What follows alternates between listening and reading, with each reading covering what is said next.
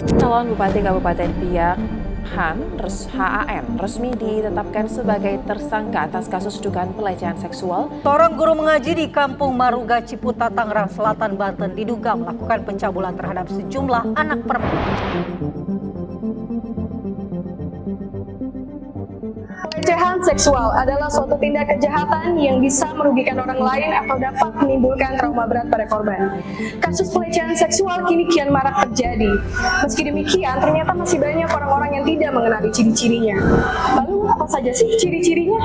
Jadi, ini ciri-ciri dari pelecehan seksual. Yang pertama ada menyentuh tubuh atau memegang tangan tanpa ada izin. Kedua, melontarkan lelucon atau komentar yang tidak sepatutnya. Ingat, bercanda memang diperbolehkan, tetapi ada batasnya. 3. Catcalling.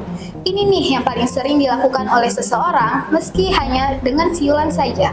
Keempat, mengajak berhubungan intim secara langsung ataupun tersirat, apalagi hingga memaksa dengan berbagai cara. Kasus pelecehan seksual terjadi tidak mengenal waktu dan tempat, dapat terjadi di transportasi publik, jalanan umum, atau bahkan lingkungan yang terlihat aman seperti di tempat kerja, sekolah, maupun kampus dalam hubungan personal. Jadi, siapa sih yang dapat menjadi sasaran korban pelecehan seksual? Tentu, faktanya siapapun bisa menjadi sasaran pelecehan seksual, tidak memandang usia, jenis kelamin, status ekonomi sosial, atau bahkan latar belakang budayanya. Ditambah lagi, jenis pakaian yang dikenakan korban secara statistik bukanlah faktor yang signifikan. Ketika secara langsung kita melihat pelecehan seksual tersebut terjadi, terseringnya kita hanya bisa diam saja, bingung harus berbuat apa. Namun jika hal tersebut terjadi lagi, stop dan hindari, jangan ulangi lagi. Lalu apa saja sih yang sepatutnya kita lakukan di saat kita melihat pelecehan tersebut? Apabila kita melihat secara langsung pelecehan seksual yang terjadi, kita bisa merekam, menegur, mengalihkan dengan hal lain, melaporkan, dan menenangkan korban.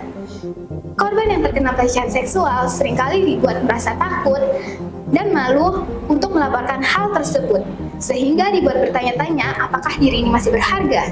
Efek jangka panjang pada korban bisa menyebabkan trauma psikologis, depresi, dan gangguan kecemasan. Kita sebagai masyarakat yang bijak dalam menghadapi atau menangani korban pelecehan seksual harus memperhatikan beberapa tindakan seperti 1. Memberikan empati. 2. Perhatikan kondisi psikis korban. 3. Netral dan tidak menghakimi. 4. Memberikan rasa aman. 5. Melaporkan kekerasan seksual yang terjadi.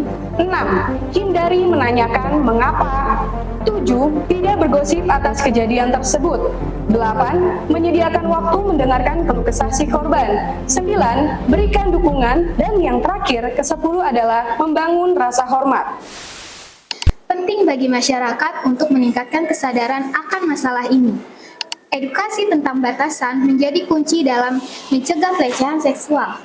Kesadaran kolektif dan dukungan dapat membantu memecahkan stigma dan menciptakan perubahan positif dalam masyarakat.